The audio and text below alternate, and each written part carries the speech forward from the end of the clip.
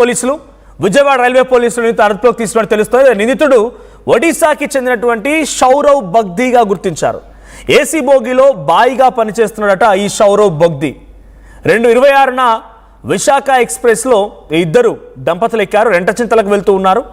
General బోగిలో ఉన్నటువంటి వివాహితని మాటల్లోకి దించి, అయితే ఆ వివాహిత కూడా ఆ భార్యాభర్తలు ఇద్దరు కూడా వాష్రూమ్ దగ్గర కూర్చున్నారట. కొన్ని సందర్భాల్లో ట్రైన్లు మొత్తం కిక్కిరిసి పడుతూ ఉంటే బహుశా మీరు కూడా ట్రైన్లో ట్రావెల్ చేసినప్పుడు చూసే ఉంటారు.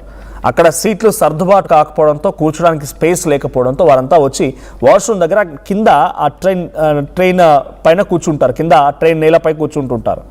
అలాంటప్పుడు అక్కడ సేమ్ ఎగ్జాక్ట్గా ఇప్పుడు ఆ దంపతులు కూర్చున్నారట. అయితే ఏసీ సప్లై క్యాబిన్లో ఒక బెర్త్ ఖాళీగా ఉంది. రెండని తీసుకొని వెళ్ళాడంట. లోపలికి తీసుకెళ్ళిన తర్వాత బయటికి, అంటే భార్యాభర్త ఇద్దరు రమ్మనన్నాడంట. భర్త కూడా నేను ఒకటే బెర్త్ ఖాళీ ఉందన్నారు కదా, నువ్వు వెళ్ళు నేను వస్తానని చెప్పి భర్త అక్కడ కూర్చొని పోయాడు. భార్య మాత్రం ఆ వ్యక్తితో వాడిని నమ్మి లోపలికి వెళ్ళిపోయింది. ఆ తర్వాత AC supply cabin door close చేసి ఈ సౌరవ్ బగ్దీ అనే వ్యక్తి ఆ అమ్మాయిని పూర్తిగా వివస్త్రణ చేసి బలవంతంగా అమ్మాయి పైన అఘాయిత్యానికి పాల్పడ్డాడు. రాత్రి 11:45 సమయంలో మహిళ పైన ఈ నిందితుడు అఘాయిత్యానికి పాల్పడ్డాడు. అయితే రైలు దిగిన వెంటనే ఆ భార్య భర్తకి విషయం చెప్పింది. ఇలా పలానా వాళ్ళ లోపల తీసుకెళ్ళి నాపై ఇట్లా తప్పుగా బిహేవ్ చేశాడు, నాపై అఘాయిత్యానికి పాల్పడ్డాడని చెప్పడంతో ఆ భర్త అప్పుడు ఏం చేయాలో తోచలేదు. ఇంటికి వెళ్ళిపోయారు. ఇంటికి వెళ్ళిన తర్వాత కొంత ఇల్లిటరేట్స్ ఏదో బతుకుదెరువు కోసం విశాఖలో వచ్చి ఉంటున్నారు. రెంటచింతలకు వెళ్ళిన తర్వాత రెంటచింతలో తమ ఇంట్లో పెద్దలకు చెప్పిన తర్వాత చర్చించి 28వ తేదీన మళ్ళీ పోలీసుల దగ్గరికి వచ్చి పోలీసుల దగ్గర కంప్లైంట్ చేశారు. విశాఖ నుండి నడికుడికి వెళ్తుండగా ఈ ఘటన జరిగింది. అయితే మళ్ళీ ఆ రైల్వే పోలీసులకు రెంటచింతల దగ్గర కంప్లైంట్ ఇవ్వడంతో ఆ పోలీసులు దీన్ని రైల్వే పోలీసులకు ట్రాన్స్ఫర్ చేస్తే ఈ విషయాన్ని చాలా సీరియస్గా తీసుకొని కొంత ఇన్వెస్టిగేషన్ చేస్తే ఫైనల్లీ ఆ నిందితుడు దొరికాడు. సౌరవ్ బగ్దీ ఆ నిందితుడి పేరు మనకు ఫోటోలో కూడా కనబడుతున్నాడు. సౌరవ్ బగ్దీ ఆయనే. అక్కడ నేలపై కూర్చున్నటువంటి ఆ వ్యక్తులని బలవంతంగా, ఒక క్యాబిన్ ఉంది, ఒక బెర్త్ ఖాళీగా ఉంది, మీరు రండి అక్కడ కూర్చుందురు గారి అని చెప్పి వాళ్ళని పిలిస్తే భార్య ఒకటే బెర్త్ ఖాళీగా ఉంది కదా అని చెప్పి భర్త ఏం చేశాడు, నువ్వు వెళ్ళమ్మా నేను వస్తానని చెప్పి భార్యని పంపిస్తే అక్కడికి వెళ్ళిన తర్వాత ఈ అఘాయిత్యానికి పాల్పడ్డాడు నిందితుడు. దిగిన తర్వాత ట్రైన్ దిగాక అప్పుడు భర్తకు చెప్పింది ఆ భార్య.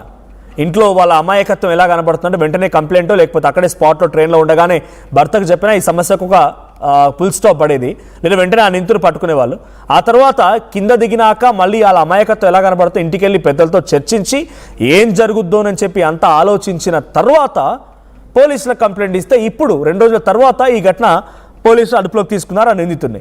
26వ తేదీన సంఘటన జరిగితే 28వ తేదీన ఆ మహిళ మళ్ళీ వెళ్ళి పోలీస్ స్టేషన్లో కంప్లైంట్ ఇచ్చింది.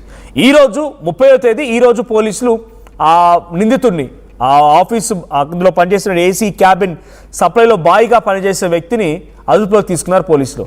దీనికి సంబంధించి మరిన్ని అప్డేట్స్ మా ప్రతినిధి సాయి అందిస్తారు. సాయి, ఏం జరిగింది? ఆ మహిళ ఇచ్చిన ఫిర్యాదు ఆధారితంగా సౌరవ్ బగ్దీ అరెస్ట్ చేశారు పోలీసులు. ఎటువంటి విచారణ జరుగుతోంది? ఇప్పుడు ఆ కుటుంబం ఎవరైతే మహిళ లేదా భార్యాభర్తలు ఉన్నారో వాళ్ళ కుటుంబ రియాక్షన్ ఏంటి? ఈ ఘటన పైన ఎటువంటి టాక్ నడుస్తోంది? మనోజ్, విశాఖ ఎక్స్ప్రెస్ లో జరిగినటువంటి అత్యాచార సంఘటనకి సంబంధించినటువంటి అంశంలో ప్రస్తుతం విజయవాడకు చెందినటువంటి రైల్వే పోలీసులు నిందితుడిని గుర్తించడం జరిగింది. అతను ఒడిశా రాష్ట్రానికి చెందినటువంటి సౌరవ్ బగ్దీగా కూడా గుర్తించినటువంటి నేపథ్యంలో అతన్ని అదుపులోకి తీసుకున్నారు. అయితే మహిళ ఇచ్చినటువంటి ఫిర్యాదు, అదేవిధంగా ఆమె చెప్పినటువంటి ఆధారాలు ఏవైతే ఉన్నాయో, డ్రెస్సు కలర్ కానీ ఇవన్నీ కూడా ఐడెంటిఫికేషన్ కి సంబంధించినటువంటి నేపథ్యంలోనే అతన్ని గుర్తించినట్లు కూడా పోలీసులు చెప్తున్నారు. విశాఖ ఎక్స్ప్రెస్ లో 26వ తారీఖు ఈ మహిళ, ఆమె భర్త కూడా ప్రయాణం చేయడం జరిగింది. ఆ నేపథ్యంలో వాళ్ళని ఆ మహిళకి అదేవిధంగా భర్తకి మాయమాటలు చెప్పి ఏసీ బోగిలో ప్లేస్ ఉంది రండి అని అక్కడ తీసుకొని వెళ్ళటం, అక్కడ ఎవరు లేనటువంటి సమయంలో కూపేలో తీసుకొని వెళ్ళి ఆమెని రేప్ చేసినటువంటి పరిస్థితులు అయితే ఉన్నాయి. ఇదంతా కూడా 26వ తారీఖు జరిగినా కూడా వాళ్ళు రెంటచింతలకి చెందినటువంటి భార్యాభర్తలు వాళ్ళు. అయితే వాళ్ళు 2 రోజుల తర్వాత ఫిర్యాదు చేశారు. అంటే లోకల్ గా ఉన్నటువంటి వాళ్ళ బంధువులు వాళ్ళందరినీ కూడా సంప్రదింపులు చేసుకొని ఈ అంశంలో ఒకవేళ కేసులు పెడితే ఏమన్నా పరువు పోతుందా, లేకపోతే ఎలాంటి పరిస్థితులు ఉంటే ఏంటి, అన్ని రకాలుగా కూడా వాళ్ళు చర్చించుకున్న తర్వాత నిందితుడు ఎవరైతే ఉన్నాడో అతను చేసినటువంటి అంశాన్ని కంపల్సరీగా అతనికి కఠినమైనటువంటి శిక్ష పడాలనే విధంగా కూడా వాళ్ళందరూ నిర్ణయం తీసుకున్న తర్వాత కేసు పెట్టినట్టు కూడా వాళ్ళైతే చెప్తున్నారు. వీళ్ళ దగ్గర కూడా పూర్తిగా అందరూ కూడా సపోర్ట్ చేస్తాము, మేము ఎలాంటి అంశాల్లో ఈ అంశంలో కంపల్సరీగా పోరాటం అయితే చేస్తామనే విధంగా కూడా వాళ్ళైతే చెప్తున్నటువంటి పరిస్థితుల్లోనే. ఎందుకంటే వాళ్ళు పల్లెటూరులో ఉండేటటువంటి అంశానికి సంబంధించిన వాళ్ళు, కానీ ఆ రోజు వాళ్ళు వచ్చేటటువంటి సమయంలో విశాఖ ఎక్స్ప్రెస్ లో ఖాళీ లేకపోవటం, వాళ్ళు జనరల్ బోగిలో బాత్రూమ్ దగ్గర కూర్చొని ఉంటుంది, ఇదంతా కూడా ఇతను గమనించినటువంటి నేపథ్యంలోనే వాళ్ళని ముందుగా అంటే విశాఖపట్నంలో ఎక్కినటువంటి వీళ్ళు విజయవాడ దాకా అతను గమనించాడు అనేక సార్లు.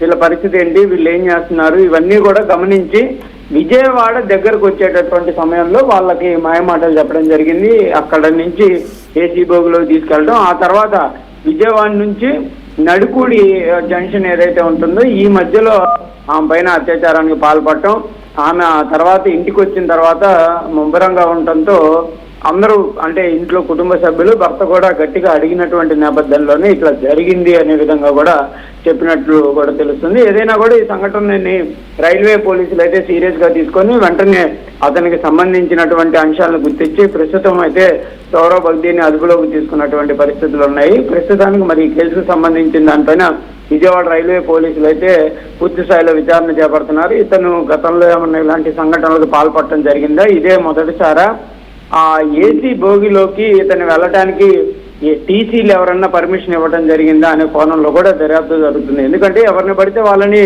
ఫస్ట్ క్లాస్ ఏసీలోకి రానిచ్చేటటువంటి పరిస్థితులు ఉండవు.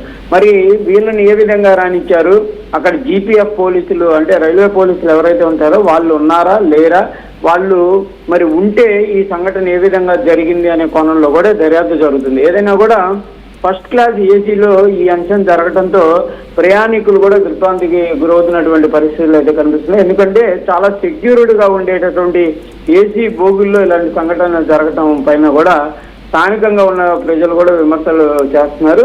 రైల్వే పోలీసులు దీనిపైన దృష్టి పెట్టాలనే విధంగా కూడా కోరుతున్నటువంటి పరిస్థితులు అయితే కనిపిస్తున్నాయి. Manoj, right, thank you Sai. So మొత్తంగా రెంటచింతల్లో పోలీసులకు కంప్లైంట్ చేస్తే అది రైల్వే పోలీసులకు ట్రాన్స్ఫర్ అయింది. మొత్తంగా నిందితుడు కూడా పట్టుకున్నారు, సౌరవ్ బగ్దీని.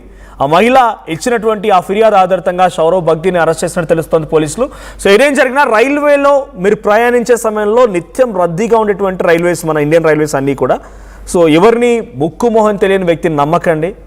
వాళ్ళు ఇచ్చేటువంటి వాటర్ బాటిల్స్ కానీ లేకుంటే బిస్కెట్స్ కానీ ఏదైనా చిన్న చిన్నవే కాదు. చూడండి, లోపల బెర్త్ ఉంది అని చెప్పి అక్కడ వాళ్ళు కూర్చున్నటువంటి ఆ దీన పరిస్థితిని, వాళ్ళ అమాయకత్వాన్ని ఆసరగా చేసుకొని ఆ అమ్మాయి పైన, ఆ మహిళ పైన చాలా దారుణంగా అఘాయిత్యానికి పాల్పడ్డాడు. ఈ ఘటన కొంత తీవ్ర కలవరపాటు గురి చేసింది. సో మొత్తంగా ఆ కుటుంబంతో చర్చించిన తర్వాత మళ్ళీ పోలీసులకు కంప్లైంట్ చేసింది ఆ మహిళ. సో ట్రైన్లో ఇటువంటి ఘటనలు